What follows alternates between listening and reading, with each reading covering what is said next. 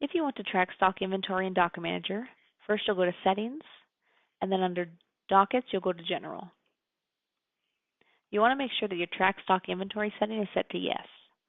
This will allow you to create POs, receive them in, track what's available, what's on hand, and cost them out at first in, first out.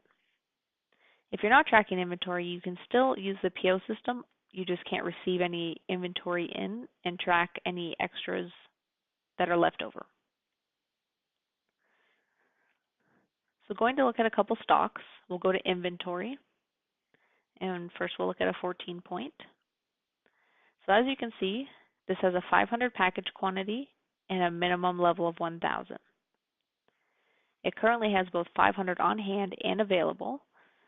On hand will deplete as stock is pulled, which means it's physically removed from the shelf. The available will deplete as things are pulled, but also as if they're allocated, which means they have just been reserved from what's on the shelf. At the bottom, as you create POs, they will display at the bottom.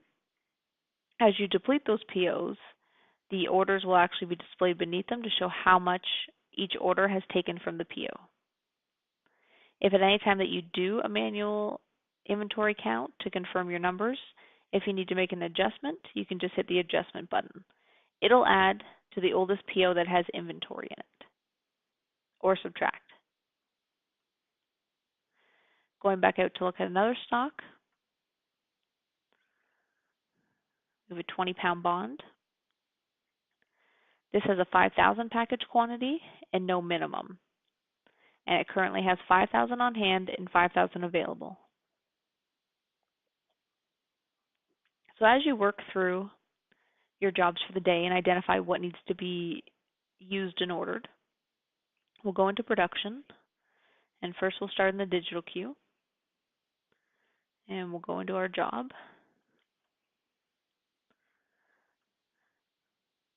So we'll toggle into edit mode and go to the stock tab. So it's asking for a 14 point. If I hover over, I can see that I have 500 on hand. My sheets for cost is 2,500. So obviously I don't have enough to produce the job. I can go ahead and just set my status to requires order. I can also just click allocate and let the system decide. So knowing the system knows that there isn't enough to do the job, so it's automatically setting the status to requires reorder.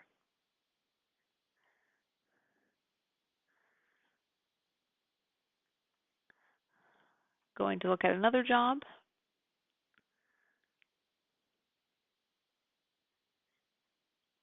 Back into edit, into the stock tab.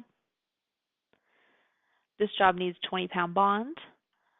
I have 5,000 on hand and I need 3,700 to produce this job. So if I set it to allocated, the system knows that I have enough to produce the job. If I hover back over, now you'll see I still have 5,000 on hand because it still sits on the shelf, but I only have 1,300 available because I've allocated 3,700 of it.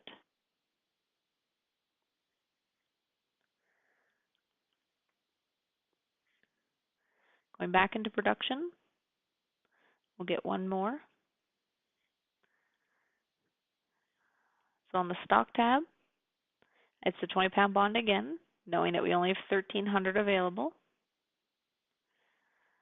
We have 7,600. We need 7,650 sheets, and obviously we don't have enough. So again, I'll try and allocate, and the system will set it to requires order. So now, if it was time to order the stock, we would go to inventory. We would go to PO. We would create a new PO. In this case, we're going to pick Spicers, and we're going to leave it as pending until we're done. So when I go to add my stocks, we're going to do requires reorder yes, and search. So my two stocks that I'm using come up, so we'll click both of them, and we'll add them. So for the 14 point, it's requesting that I order 3,000. So that's because I have 500 on hand. I needed 2,500 for my job, which means I need an extra 2,000 because I already have 500. And I also have a minimum quantity of 1,000. So in order to get me just back to my minimum, it's asking that I order 2,000 for the job and an extra 1,000 to go back up and hit my minimum. Obviously, in a lot of cases, you want to store more than your minimum, so you can just modify the quantity to be whatever it is that you would like to order. And then for the 20-pound bond, it has no minimum, but it had 5,000 on hand. We took 3,700 away for the first job, which left us 1,300, and we needed 7,650 for the second job, which means we needed around 12,000 stocks total, minus 15, so we need about 6,500 stocks, give or take. So it's actually rounding up to the nearest package quantity, which was 5,000. So in this case, it's asking us to order 10,000. So when you're done with the PO and you've sent it, you want to change it to sent. That way, if you do any more jobs where you need more bond or more 14 point, it knows not to order those. Basically, what the system is going to do is it's going to go out and it's going to look for all the jobs that are requires order. It's going to add them all up. It's going to subtract what we have on hand.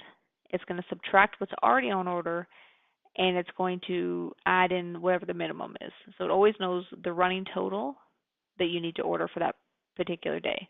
If you leave your PO set as pending, those aren't ordered, so it doesn't count them as being ordered. So it would technically order them again.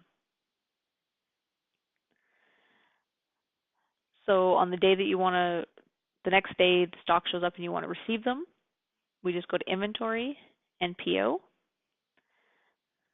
We go into the PO. We click the items that we have and we click received. So the modal is going to come up with the order quantity. Normally you would just hit add and that would be done. If this was ever short shipped, like you only got one box but you needed two and you know the other one's coming, you can partially receive in 5,000 and receive the second 5,000 when it comes in. In this instance, we'll just say it was all received. So we'll add it. And the status is now changed to received. I can no longer make changes to this because the PO has already been received in. It won't, and it's created inventory records. It won't let me make changes.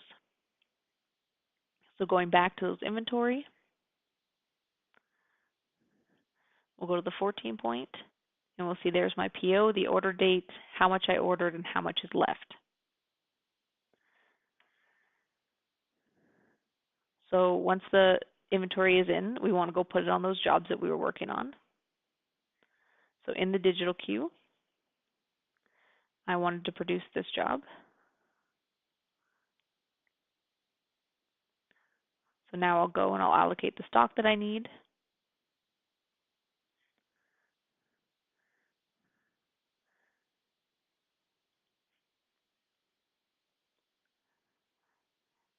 And I'll go to the other job.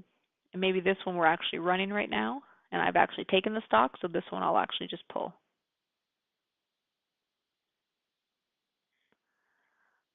So going back one more time to the bond, you'll see that I have my PO. I've ordered 10,000. I'll open it up and you can see now that the one that I just pulled the stock for has pulled the stock that it needs.